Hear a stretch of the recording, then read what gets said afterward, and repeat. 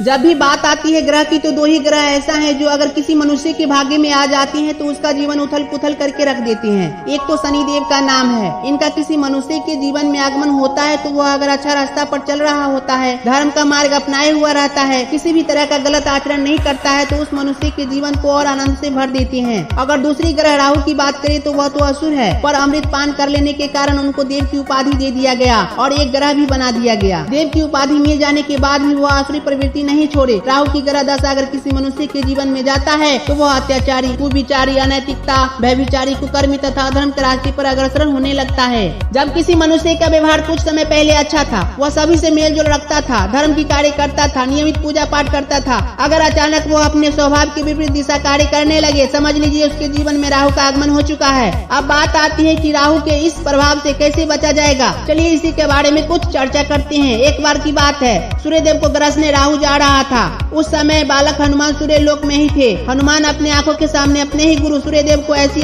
दुर्दशा कैसे देख सकते थे, अतः राहु को बलपूर्वक भगा दिए। राहु देव अब बालक हनुमान से बदला लेने की सोचने लगे कि हनुमान से कैसे बदला लिया जाए, और वे राहु देव भी जानते थे कि बालक हनुमान से सामने से बदला कभी नहीं ले सकते हैं। वे दूसरा मार्ग खोजने लगे। संयोगवश कुछ ही समय बाद बालक हनुमान के पिता केसरी के जीवन में राहु देव की ग्रह दशा आरंभ हो जाती है। अब राहु देव सोचे यही मौका है बालक हनुमान से बदला लेने का। वे सोचे मैं आसानी से हनुमान के परिवार का दुर्दशा बना सकता हूँ, क्योंकि मुझे रोकने की जिसमें सामर्थ्य है वह तो सूर्य लोक में है, शिक्षा अध्ययन कर रहा है। पहले तो केसरी जी को गलत रास्ते पर ले गया, मदिरा पान करवाया, इतना ज्यादा मदिरा पान करवाया कि उनका ही चाहने वाले यानी जो भी उनका हित चाहने वाले थे उनको गलत रास्ते पर जाते हुए रोकते टोकते तो वे राहु के प्रभाव में थे। राहु अपने प्रभाव से उनके ही चाहने वाले जितने भी अपने थे सभी से केसरी जी को लड़वा दिया, जिससे उनका ही चाहने वाला दुश्मन बन गए। उनका बुद्धि पूरी तरह भ्रष्ट हो गई। वे 64 की बाजी खेलवाए, जिसे आज के भाषा में जुआ कहा जाता है। उनका 64 के जुआ में सब कुछ खत्म हो गया, सारा राजपाट खत्म हो गया, वे हार गए। जब उनके पास से सब कुछ खत्म हो गया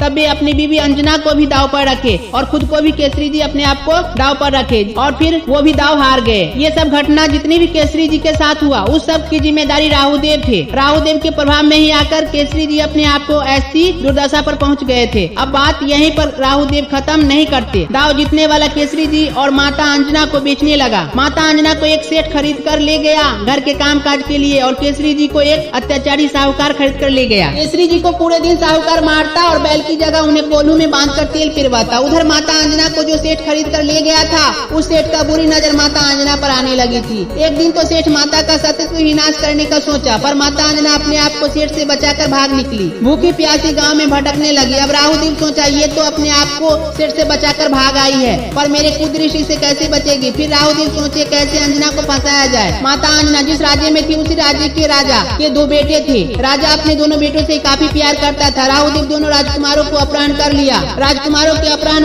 होने से राज्य में भगदड़ मच गई और राजकुमारों की खोजबीन चालू हुआ। राहुदेव माया से दोनों राजकुमारों का कटा सर माता अंजना के गठरी में रख दिए। जब सिपाही माता अंजना के पास आया तो पूछा यह स्त्री इस गठरी में क्या है, तो माता अंजना सहज जवाब दी इसमें कुछ नहीं है, कुछ कपड़ा है। पर राजा की सख्त आदेश था पूरा जांच पड़ताल किए, किसी व्यक्ति के बात पर विश्वास नहीं किया जाए। सिपाही माता अंजना के गठरी को खोला और देखा कि दोनों राजकुमारों की कटा हुआ सर है। माता अंजना देखकर काफी आश्चर्यचकित रह गई और सिपाही से कहती रही नहीं मैं नहीं जानती इन दोनों बालक को और मुझे नहीं पता ये सर मेरे गठरी में कैसे आ गया। पर सिपाही माता अंजना को राजा के सामने ले गया। राजा अपने पुत्र का कटा हुआ सर देखकर काफी रोए और माता अंजना को दोनों बालक की हत्या के दंड स्वरूप मृत्यु दंड दिया। राहुदेव ये जानकर काफी प्रसन्न हुए कि अंजना को मृत्यु दंड मिला है। और उधर केसरी कोल्हू का बैल बना हुआ है, वो कोल्हू खींचते खींचते मर जाएगा और अंजना की मृत्यु दंड मिला हुआ है। अब जब हनुमान अपने शिक्षा पूरा करके वापस आएगा तब तक उसका माता पिता मर जाएगा।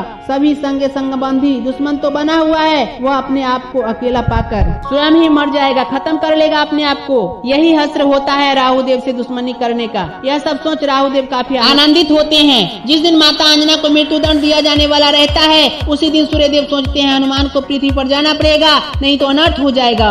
हनुमान जी को सूर्यदेव अति शीघ्र पृथ्वी पर जाने के लिए लिए कहते हैं। तो हनुमान जी पूछते हैं, क्या मेरा शिक्षा पूर्ण हो गया गुरु सूर्यदेव? तो सूर्यदेव बालक हनुमान को राहुदेव का सारा कुकीर्ति कहते हैं और कहते हैं, तुम्हारे माता देवी अंजना को मृत्युदंड मिलने वाला है, राजपुत्र हत्या के दंड स्वरूप। जाओ हनुमान, अतिशीघ्र जाओ और अपने माता को बचाओ। बालक हनुमान चले आते हैं और माता की रक्षा करने लगते हैं। इधर नारद राहुदेव द्वारा अगवा किए हुए राजकुमारों को लेकर राजा के पास आता है। राजा अपने पुत्र को पाकर अति प्रसन्न होता है और माता अंजना से क्षमा मांगता है। अब माता अंजना को एक सुरक्षित स्थान पर छोड़ बालक हनुमान अपने पिता को खोज में निकल जाते हैं और आखिरकार अपने पिता को खोज ही लेते हैं। अब जब इस बात की पता लगी राहुदेव को कि हनुमान आ चुका है और माता पिता को भी सुरक्षित कर लिया है, तो वह भागना चालू किए। सोचे अगर हनुमान पकड़ लेगा तो बहुत मारेगा, काफी पीड़ा होगी, हनुमान के आने से पहले ही भाग जाता हूँ। यह सब सोच राहुदेव भागने लगे। हनुमान जी राहुदेव को दंडित करने के लिए एक अस्त्र का निर्माण करने लगे। वे एक बहुत बड़ा यज्ञ किए और उस यज्ञ के अग्निकुंड से एक अस्त्र निकला जिसका नाम बजरंग बाण दिया गया। और साथ ही बोले, भविष्य में किसी भी तरह का कष्ट या